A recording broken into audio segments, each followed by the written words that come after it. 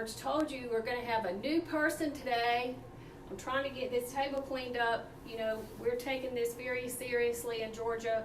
We have social distancing, and we've got a lot of things that we're required to do. We're going to have a little bit of fun in just a little while, but this is no laughing matter, y'all. It is so serious, and so many people in our community have already died. We are one of the hot spots in the whole country, Daugherty County, Georgia, which isn't very far from us, so I'm just making sure that somebody hasn't sat at this table. It's 30 miles away. It's got the biggest loss per 1,000 people next to New York, I think.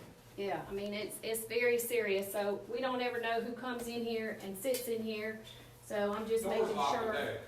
Nobody's been coming in the last week or two. We've really been making sure, even our UPS man has to leave our packages outside, and we don't let him even bring packages in. We don't have customers come in. It's really sad because, of course, we want to share with them our shop and our trophies and all that, but we have to be very, very careful. So when people come in our front door, that's what they see. Yeah, we have a showroom, and it's pretty cool.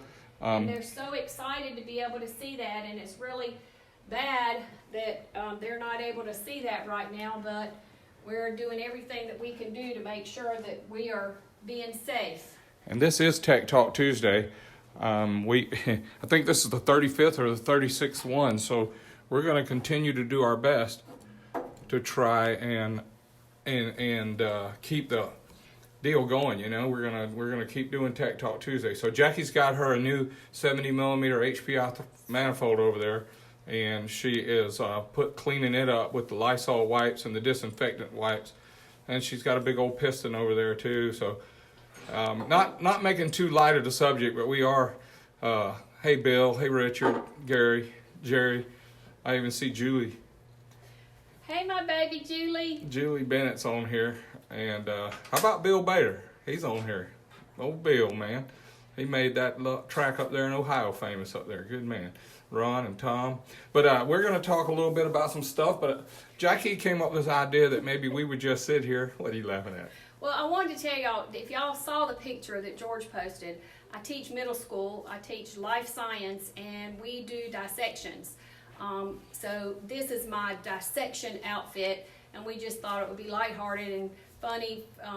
You know, everybody says that, you know, that I'm the one that taught George everything. That's not really true. We're a great team, but we do dissection here too. Yeah, so we dissect engines here at school. At middle school, I teach 7th graders, and we dissect an earthworm. We did that, but they're not little earthworms. They're big earthworms. How big?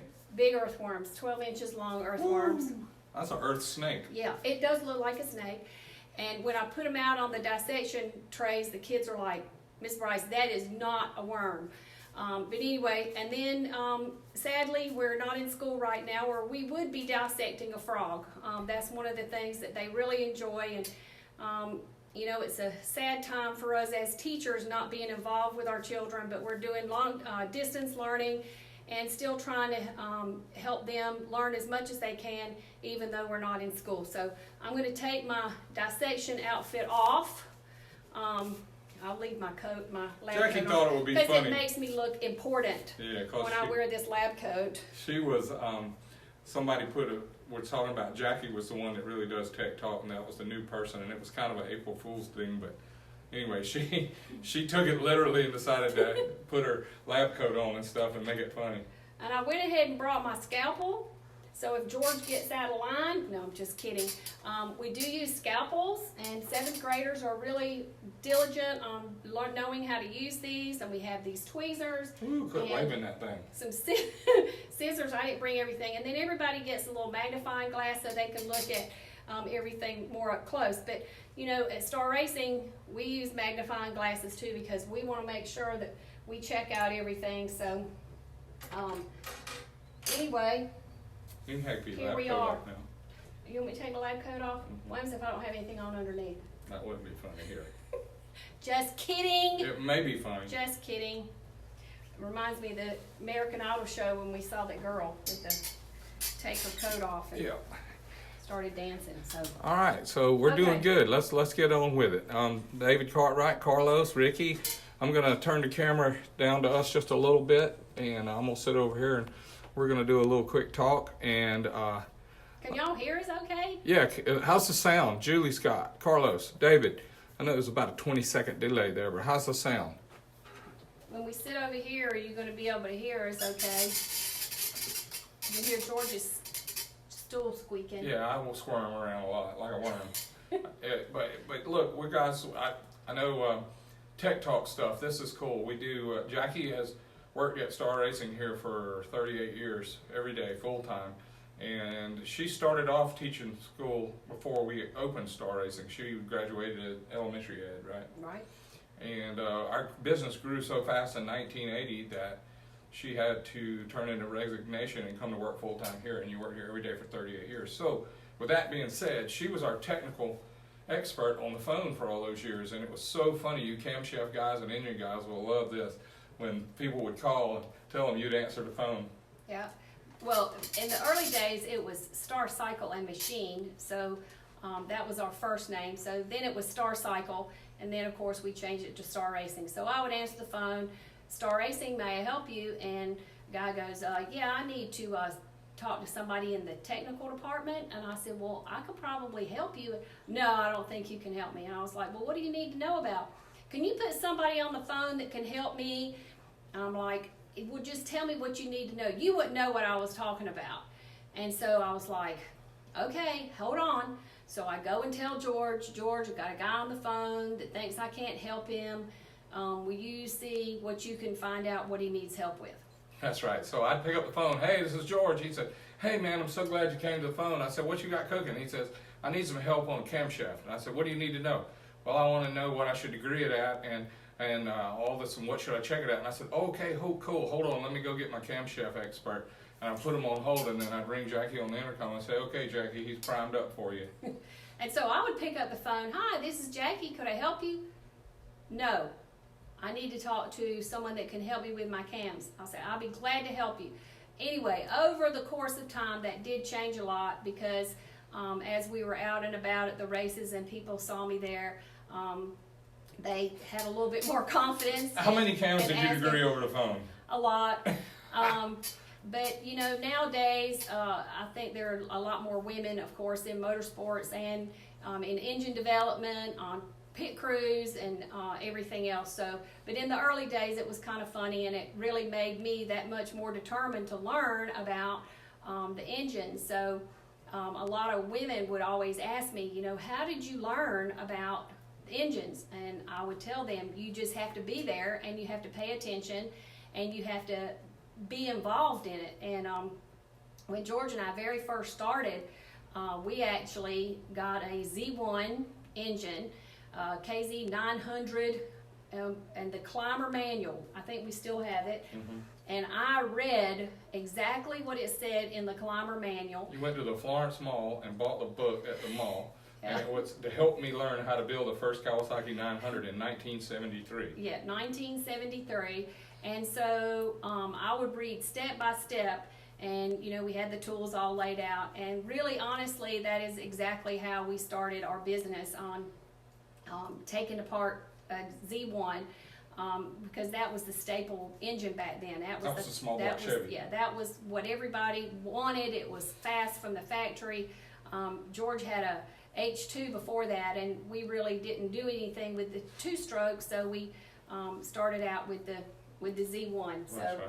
Another good story we had that was really funny. It was kind of a moment that we'll remember when we're old on our rocking chair. But we had a customer from Virginia, and he was having us build him a turbocharged Kawasaki that had to go in the 8s, and he was running in national points.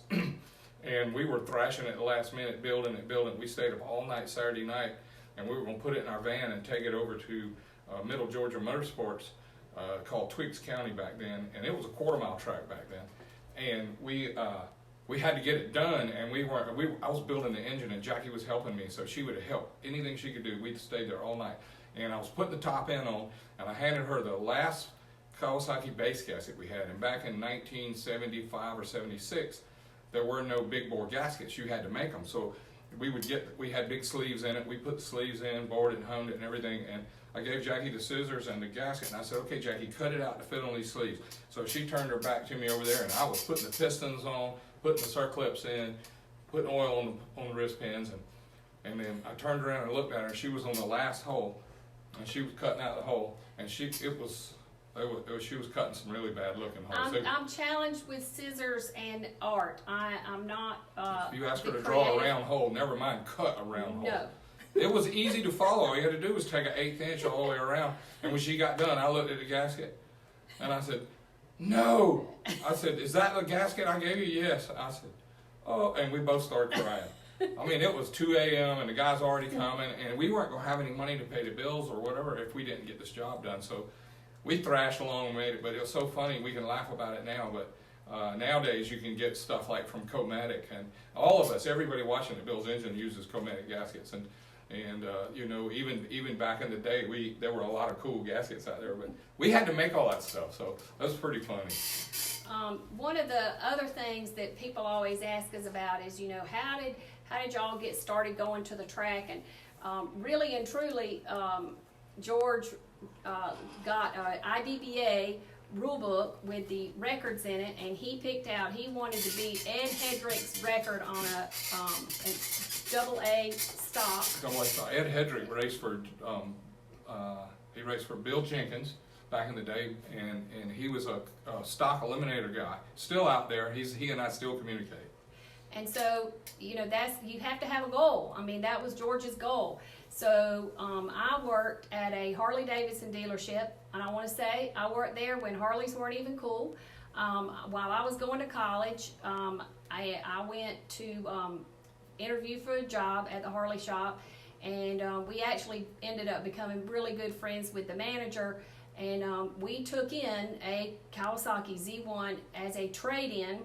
On an electric glide. On an electric glide, and I said, George, we got one of those bikes that you've been talking about, want to set the record on. So he bought that motorcycle from a Harley Davidson. Now, this was when Harley and AMF were together, and I don't know you guys that go way, way back. They were not very They were good at bowling balls. Yeah, bowling balls, bowling bags, yeah. And but we were in Florence, South Carolina, and it was on the way to Myrtle Beach, and we were a very busy Harley shop. It was back in the days when we did everything on inventory cards, and if you wanted to see if something was in stock, you would go through the file and look at the cards. So that's how it started way back, and it just kind of evolved from there. We would go to the drag strip, put the motorcycle in the back of the van, and we would go, and I would actually race the van in the ET class, and George would race the motorcycle. So he kept us out of trouble a lot. We had a trailer and a Chevelle. Remember, I ran in modified class, Yeah, a stick when we shift did the car and a Chevelle. motorcycle. Yeah, when we did all of them. But you know, I still think to this day that racing is a great hobby to do with your family and your children. Julie grew up at the racetrack. Julie Bennett. Hey, Julie. You make so many great friends, and it's just a way to really literally stay out of trouble. I mean, we spent all of our money that we could possibly make, every paycheck, figuring out how much money we could spend on motorcycle parts. I would use my babysitting money. She bought my that I first had big earned. block, first big block for our Chevelle with her babysitting money. She went for my birthday. She went to what was the name of it? Junior Springs Springs Junkyard in America, in Florence, South Carolina, and she went through the yard there and picked me out a 396, and together we built it, and we had to go buy the HP books on how to build a big block Chevrolet, Yeah. and we built it to that. But go ahead. Yeah, so I mean, you know, it was a way for us to have a goal, to know what we wanted to do, a budget, to know how much money. Most of the time we went over the budget, though. All the time. All the time. But anyway, that's just a little bit of background on where we started and how we started. And I know a lot of you guys kind of see where we are now, but it was peanut butter and jelly sandwiches, 5 years. tuna fish.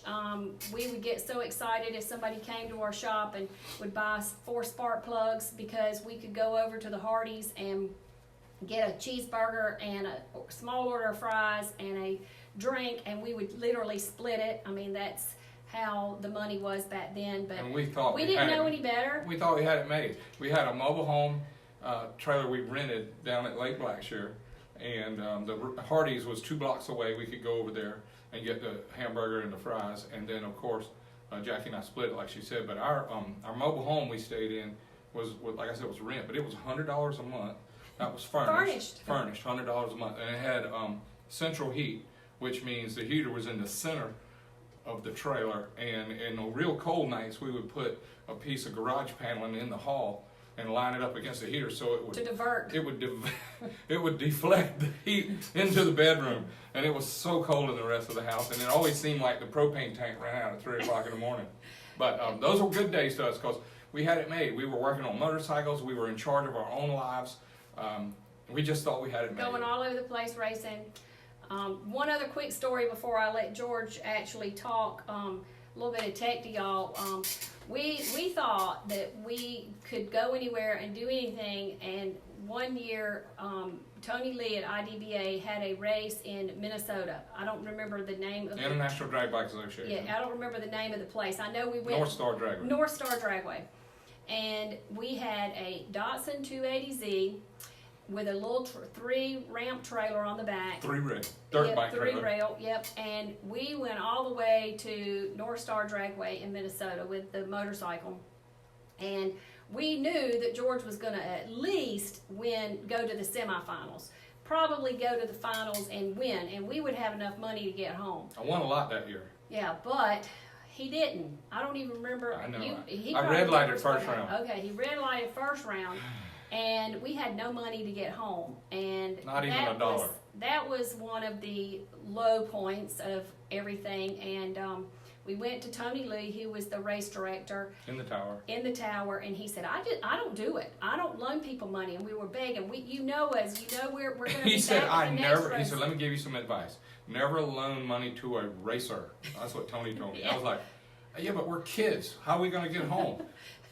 So anyway, we talked him into letting us borrow money to come Two home. $20 bills. And we did pay him back, of course, and we became really good friends with his daughters also, Kelly, Nina, and Leanne. We all grew up together.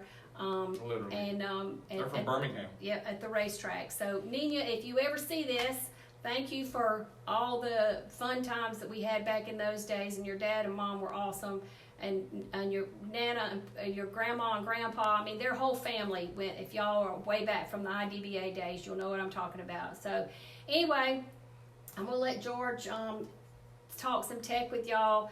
I'm glad that we got to share a little bit of our story. And if y'all want to ever hear more about our story, just email George or message him or whatever. And we got plenty of stories. We've been doing this for 38 years. 40, no, longer than that now. 40. We started racing in 1973 together. So. And we opened here in '79. Yeah, so that's 46 years, I Yeah. think, or something crazy like that. Yeah, we went to the drag strip when we were babies. Really, we did.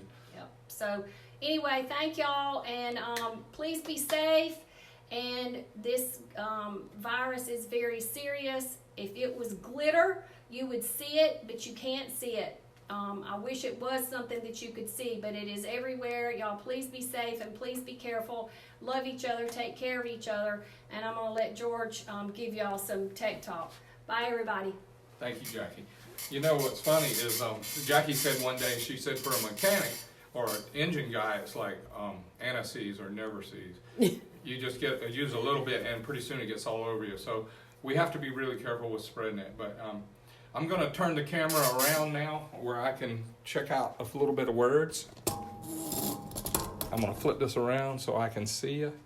Let's see how I do it, like this. There I am. Okay. Good. Thank y'all so much for tuning in with Jackie and myself, and it was a good time. Let's see here. I got Tammy, Lynn, Ryan, Lonnie. It was great to have Jackie on here with me. You guys threatened it. Y'all said that we needed to get Jackie because she was the brains behind the deal, and it is kind of true. If I hadn't have had Jackie with me for the last 40-something years, I would. Well, first of all, I pray to the good Lord every night. I thank Him for giving. I mean, when he gave me Jackie as a precious gift, He said, "George, this is your angel, She's going to try and keep you alive till I'm ready for you. And she saved my life at least 50 or 100 times. So I'm very thankful for that. And some of you guys know exactly what I'm talking about, how she saved me. But I'm gonna spend another day on pistons and cams and head gaskets and stuff. And I want to say, I know you guys see it all the time when I show these trophies off, and it's like I'm showing off. And everybody says that. They say, George, you're showing off. You're showing off. Well, I don't really see it that way. I see it as a gift. At one time, when I was trying to win these trophies, and it was the only thing I thought about and the only thing I lived for, I woke up in the morning and I was the man. I was the man. It's all about me. Here, I would help people make decisions based on me trying to win more trophies. I would try and talk people into coming with me and do things with me so I could win more trophies. But I think and I hope that the good Lord was making a platform and making a stage for me to be able to give him the glory now. And since I've been saved in 2014, but I'm not going to preach to you, and I'm not going to make this about church. But I tell you, right now is a good time for us to be closer to the good Lord and Jesus. And please tune in again next week so I can do some pistons and camshafts and head gaskets and airflow and throttle bodies. And I promise you we'll be back on track. And I'm looking at the time, and I hate to tell y'all I'm going to talk about some tech stuff for just a couple of minutes, but thank y'all so much for tuning in and Jackie being able to share that with us. And like she said, after doing it this many years, we have a lot of cool stories. And these trophies up here, every one of them has a name. There's 11 different winners that drove with us and raced for us up there, and they have a name. And all these people, this talent, the team we had together, the sponsors we had gathered, the resources we were able to put together, and some of the really smart people that I was able to team up with, and some really talented people, and was able to team up and come up with some of these things. But now I'm not bragging about them. I'm not showing them off. I'm just telling you that this is just a really great gift that I was able to have Jackie Bryce and me and put all of our efforts and everybody we knew and all the money we could find into trying to win and be a champion. But now I realize how much of a gift it is. And today, right now, you guys are watching me and want to see what I have to say on Fridays, and I'm very thankful for it, and I do want to give the glory to the good Lord. Y'all please come back next week. Thanks for watching. I love the emails. I love the private messages. And send me info about what you want to know more about. And I promise I won't bore you with stuff that's not Tech Talk unless you ask for it, okay? May God bless. Thank y'all so much.